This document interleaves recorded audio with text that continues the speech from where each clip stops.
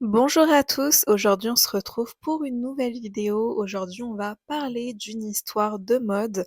J'espère que vous êtes prêts. On va voir l'histoire, comme vous l'avez vu dans le titre, l'histoire du corset de l'époque à aujourd'hui, hein, du 15e siècle à aujourd'hui. Ça en fait une très très grande histoire, mais je vais synthétiser tout et on va voir comment il a évolué, ce corset. N'hésitez pas à laisser un petit like si vous aimez la vidéo et dites-moi en commentaire si vous aimez la tendance du corset. Le corset, peut-être que tu penses à une pièce de lingerie contraignante, à une image de femme du 19e siècle serrée à l'extrême. Mais le corset, c'est beaucoup plus que ça, c'est l'un des vêtements les plus influents de l'histoire, de la mode occidentale. Aujourd'hui, on va voir d'où il vient, comment il a évolué à travers les siècles et pourquoi il a été porté si longtemps. Et surtout, comme un accessoire parfois critiqué est devenu l'ancêtre de nombreux vêtements modernes.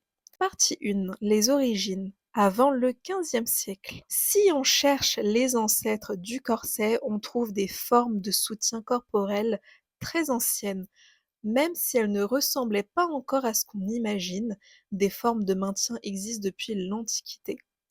Mais pour l'histoire du corset tel que nous le connaissons, tout commence vraiment à la Renaissance, vers le XVIe siècle. À cette époque, les vêtements deviennent plus structurés. Au lieu de simples robes fluides, on souhaite une silhouette plus rigide et plus conforme au goût du moment. C'est là que les premiers corsets, souvent appelés corps à baleine, apparaissent. Ces premiers modèles n'étaient pas encore la pièce emblématique serrée, mais plutôt des supports qui aident à donner une forme au buste et à la taille. Le corset à la Renaissance et baroque. Au XVIe siècle, le corset devient une pièce distincte de la robe. Dans les cours royales d'Europe, notamment en France, il est porté par les femmes nobles pour modeler la silhouette selon les canons esthétiques de l'époque. Une taille qui est plus fine, une poitrine qui est plus soutenue. Il est alors assez rigide, souvent renforcé avec des matériaux comme le bois, le cuir ou les os, baleine, non pas pour faire souffrir, mais pour maintenir une forme jugée élégante. Ces corsets disaient aussi quelque chose sur le statut social. Un vêtement ajusté demandait du temps pour être mis et donc la personne qui le portait pouvait se permettre d'avoir des aides ou du personnel. Oui, oui. Partie 3. 18e siècle, décoratif et symbolique.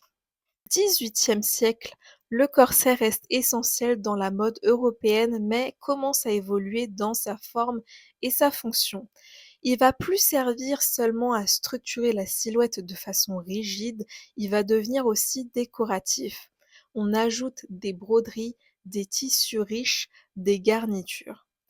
C'est une époque où la mode est très développée, où la noblesse et la haute société aiment afficher leur richesse à travers leurs vêtements. Le corset devient un symbole de raffinement, pas seulement de maintien. 19e siècle, révolution industrielle.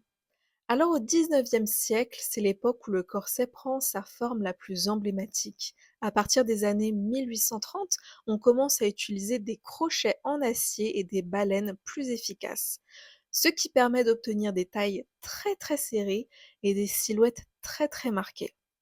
C'est aussi l'époque où le corset est massivement produit grâce à l'industrialisation. Il n'est plus uniquement fait à la main pour une certaine élite, mais elle devient accessible à une classe qui est beaucoup plus large.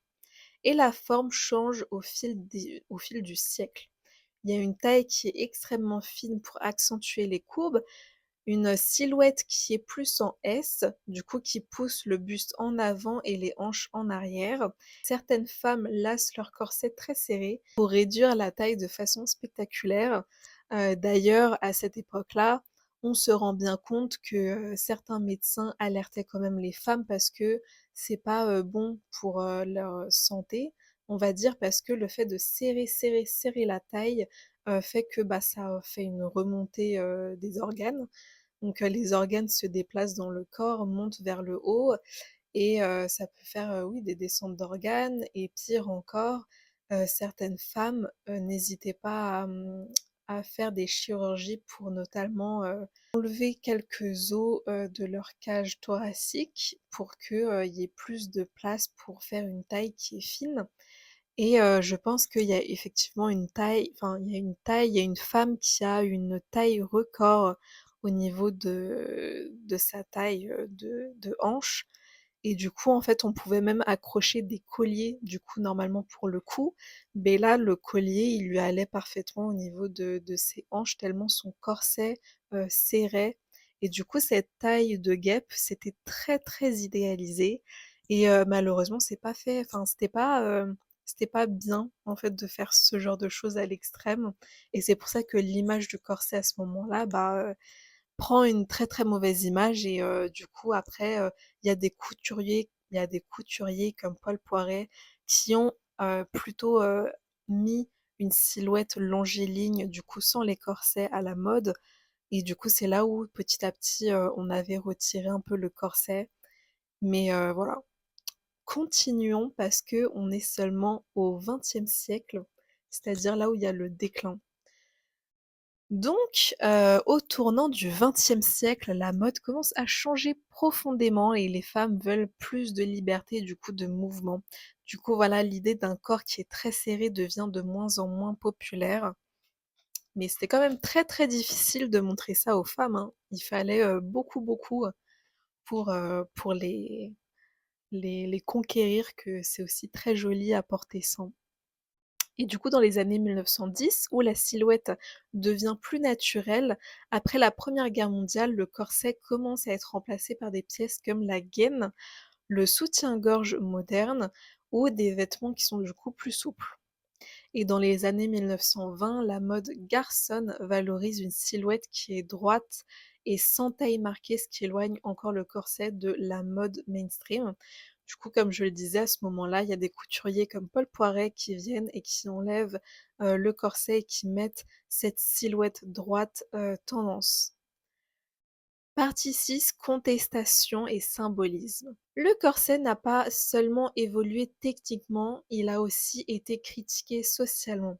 Et dans les années 1960, avec la révolution des mœurs et les mouvements féministes, certaines personnes ont symboliquement rejeté le corset comme un instrument de contrainte du corps féminin. En même temps, il a aussi fait beaucoup de dégâts sur le corps féminin. Pour beaucoup, il représentait une époque où les femmes étaient censées être belles au prix de leur confort ou de leur santé, tout comme les talons finalement qui faisaient mal, et aujourd'hui on les a enlevés un peu, on les a remplacés par la basket. Donc voilà. Renaissance moderne et influence aujourd'hui, le corset aujourd'hui, il est où? Il n'a pas disparu, pas totalement. Au contraire, il a été réintégré dans la mode moderne d'une façon qui est différente. Aujourd'hui, il revient souvent comme une pièce de style qui est portée sur des chemises ou sous des vestes pour une touche de couture, même si elle ne sert pas la taille. Il inspire aussi des looks dans des tendances comme des séries comme Bridgerton, qui font renaître l'intérêt pour les formes historiques. Et oui. Conclusion, qu'est-ce qu'on peut dire sur ce fameux corset? Le corset, c'est plus qu'un simple vêtement. Il a commencé comme un outil pour structurer finalement une silhouette. Il est devenu un symbole de richesse et de beauté. Puis il a été critiqué comme un objet qui est contraignant. En même temps, on a vu les dégâts qu'il pouvait faire, avant de revenir aujourd'hui comme une pièce de mode inspirante. En comprenant son histoire, on comprend aussi comment la mode façonne nos corps, surtout féminins, nos idées et notre culture. J'espère que vous avez apprécié cette vidéo. En tout cas, j'ai essayé de mettre un maximum d'images aussi pour vous inspirer, pour visualiser. J'espère que vous avez apprécié cette vidéo. Moi, j'ai adoré me replonger dans l'histoire du corset. Je pense que l'image de la femme corsetée au 19e et 20e siècle a énormément marqué, mais surtout au 19e siècle, à la Renaissance et au baroque, parce que c'est là où il a été utilisé à son extrême. C'est vrai que ces tailles de guêpe, c'était vraiment beaucoup au final, et je pense que c'est un peu cette image qu'on a là du corset. Mais c'est vrai qu'aujourd'hui, dans des looks un peu plus modernes, c'est une pièce qui apporte beaucoup de style et ça apporte aussi une touche, très féminine, très sensuelle et très élégante. Donc aujourd'hui, elle est portée d'une façon très différente et c'est vrai que c'est très joli. C'est des pièces qui sont aussi, voilà, qui sont remis au goût du jour, surtout dans la série Bridgerton, je pense et dans d'autres séries un peu dans ce style-là. J'espère que vous avez apprécié la vidéo. On se retrouve le dimanche prochain. J'ai été ravie de tourner cette vidéo et on se retrouvera pour d'autres histoires, pour d'autres vlogs. N'hésitez pas à vous abonner pour ne rien manquer. Ciao, ciao!